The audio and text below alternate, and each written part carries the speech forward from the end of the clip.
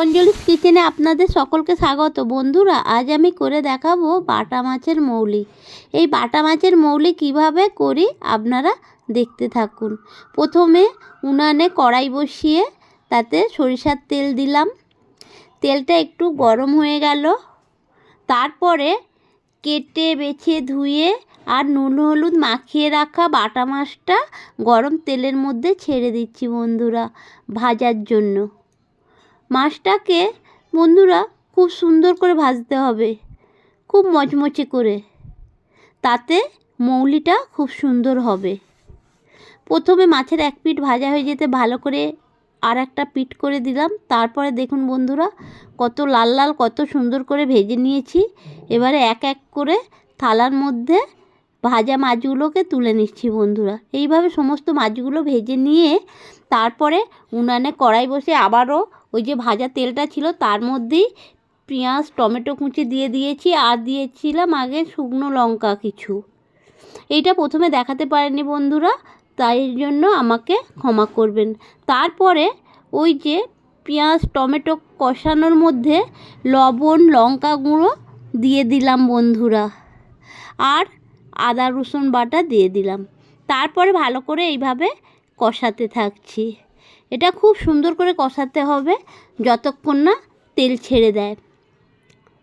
এইভাবে কষাচ্ছি আর কাঁচা আদা রসুনের গন্ধটা যাতে চলে যায় তাই জন্য একটু ভালো করে কষিয়ে নিলাম বন্ধুরা।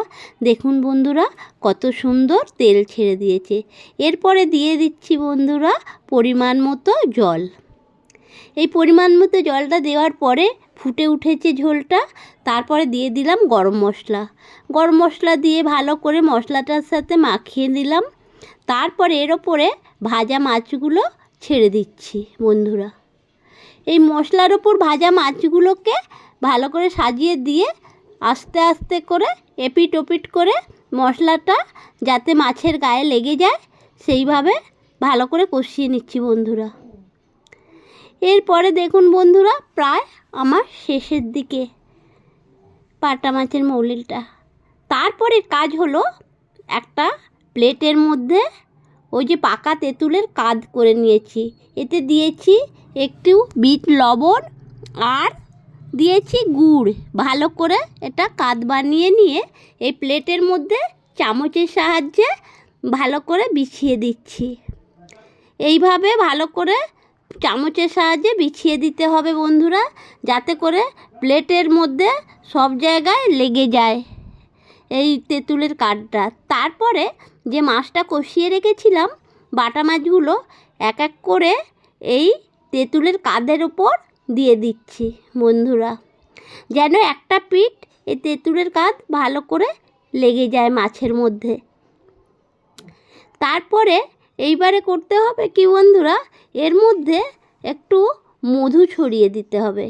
মাছের অপর পিঠে একটু মধু ছড়িয়ে দিতে হবে বন্ধুরা। কি বলবো, কি যে টেস্ট হবে, আপনারা এইভাবে বানিয়ে খেলেই বুঝতে পারবেন। তারপর শেষে ছড়িয়ে দিলাম কিছুটা ধনিয়া পাতা। দেখুন বন্ধুরা কত সুন্দর দেখাচ্ছে। সবুজ ধনিয়া পাতাগুলো বাটা মাছের মৌলির ওপর ছড়িয়ে দিলাম। এইভাবে আমার তৈরি হয়ে গেল বন্ধুরা বাটা মাছের মৌলি।